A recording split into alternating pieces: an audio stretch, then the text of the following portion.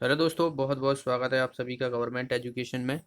तो दोस्तों, आज के इस वीडियो में हम एमपी जेल पहरी का जो 11 आज का एग्ज़ाम जो हुआ है 11 तारीख को फर्स्ट शिफ्ट का, तो उसके क्वेश्चन हमें आप देखने वाले हैं। कुछ क्वेश्चन हैं जो हमें मिले हुए हैं, तो आप इनसे अंदाज़ा लगा सकते हो कि किस तरीके का जो है वो पेपर आ रहा है।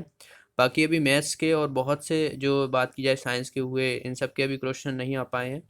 तो अभी हाल फिलहाल जितने आए हैं उनको देख लेते हैं। देखिए, यहाँ पर ये क्वेश्चन पूछा गया था कि एमपी की सांस्कृतिक राजधानी पूछा गया था कि इसे जो है वो किस शहर को कहा जाता है। तो ये जबलपुर को कहा जाता है, याद रखना है। ओके। अगर आपसे धार्मिक पूछा जाए तो धार्मिक जो है वो उज्जैन को कहा जाता है, और न्यायिक जो कहा जाए तो उसको जबलपुर को कहते हैं। तो ये सभी आपको याद रखना है, आगे शिफ्ट में आपसे पूछे जा सकते हैं। जितने भी मध्य प्रदेश के शहर हैं उनको किस किस की राजधानी कहा जाता है। जैसे भोपाल को जो है वो मध्य प्रदेश की राजधानी कहा जाता है, इंदौर को व्यावसायिक राजधानी कहा जाता है, इंदौर बात की जाए तो खेल राजधानी कहते हैं इंदौर को, सिंगरौली को जो है वो ऊर्जा राजधानी कहते हैं, जबलपुर को सांस्कृतिक पर्यटन जो है वो पचमढ़ी को कहते हैं पर्यटन राजधानी। ठीक है। तो ये सभी आपको याद रखना है। देखिए, एक और क्वेश्चन पूछा गया था कि ये प्रधानमंत्री स्वनिधि योजना जो है वो ये किससे संबंधित है। तो ये व्यापार से संबंधित है। जो भी कोरोना में जिन लोगों के व्यापार गए थे तो उनको जो है वो 10,000 रुपये का जो है वो ऋण दिया गया था, बिना किसी जो है वो ब्याज के। तो ये यहाँ से क्वेश्चन पूछा गया था। नेक्स्ट क्वेश्चन है यहाँ पर प्रणब मुखर्जी की जो है किताब पूछी गई, द कोलिशन ईयर था। ओके। तो ये वाला है। बाकी और भी आपसे किताब पूछी जा सकती हैं, तो एक क्वेश्चन जो है वो किताब से आना है। तो किताबें जितनी भी हैं उनको आप एक बार देख लेना। ठीक है। क्योंकि किताब से आपसे आगे क्वेश्चन पूछा ही जाएगा। आगे देखा जाए तो लाल बाग जो है वो कौन सी नदी पर है। तो लाल बाग जो है ये खान नदी पर है, और लाल बाग आपको पता हो तो इंदौर में है ये। ओके।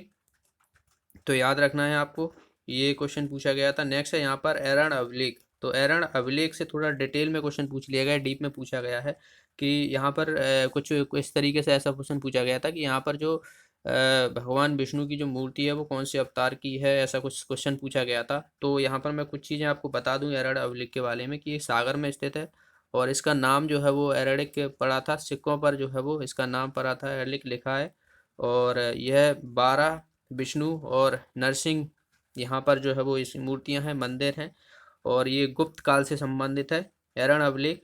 और यहाँ पर जो है वो भगवान विष्णु के सामने ही एक गरुड़ ध्वज है, तो वो भी जो है वो बना हुआ है। तो ये सागर में है। आगे बात की जाए तो राष्ट्रीय जल अधिवेशन से क्वेश्चन पूछा गया था। तो ये मुख्यमंत्री कमलनाथ जी थे तब, मध्य प्रदेश के मुख्यमंत्री थे, तो उस समय जो है ये राइट टू वाटर पॉलिसी लाई गई थी मुख्यमंत्री कमलनाथ जी द्वारा। तो ये राष्ट्रीय जल अधिवेशन से संबंधित है था एक क्वेश्चन। आगे बात की जाए तो गागर में सागर, तो ये हिंदी से है। ओके। गागर में सागर मतलब कोई छोटी बात में बहुत बड़ी चीज़ें कह जाना, या छोटी चीज़ में बहुत सारी कुछ ऐसा करके जो है वो गागर में सागर भर देना। ये हिंदी का जो है वो एक मुहावरा कहा जाता है। आगे बात की जाए तो वन का पर्यायवाची पूछा गया था। तो वन का पर्यायवाची जंगल, विपिन, कानन, गहन, तो ये सब जो है वो वन के पर्यायवाची शब्द हैं। ओके। और आगे क्वेश्चन पूछा गया था कि जो रस से पूछा गया था, रस से बात की जाए तो संचारी भाव से पूछा गया था। तो संचारी भाव हुआ, व्यभिचारी भाव हुआ, इन दोनों को एक ही कहा जाता है, और इसकी संख्या जो है वो 33 बताई गई है, तो 33 है।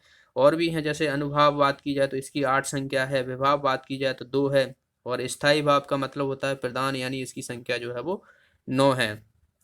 ठीक है। तो जितने भी रस हैं उनको आपको याद रखना है। रस के स्थायी भाव पूछे जा सकते हैं आगे चल के।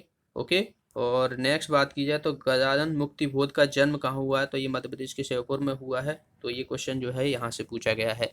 बाकी बचे हुए मैथ्स हुआ, इंग्लिश हुआ। ठीक है। इंग्लिश हुआ, साइंस हुआ, और हिंदी के अभी बहुत सारे क्वेश्चन नहीं मिले हैं। तो इनको जैसे ही आपको मिलते हैं या हमको मिलेंगे तो हम यहाँ पर जो है वो बता दिए जाएंगे। आपको अगर पता है आपका आज का एग्ज़ाम हुआ है, तो आप मुझे जो है वो 8959402738 ये व्हाट्सएप नंबर है, इस पे जो है मुझे सेंड कर सकते हो, जिससे कि बाकी लोगों को पता चले कि किस तरीके का एग्ज़ाम जो है वो आ रहा है, क्या स्टैंडर्ड है उसका। ओके। तो इस वीडियो में इतना ही, मिलते हैं अगली वीडियो में। Thanks for watching the video, have a nice day.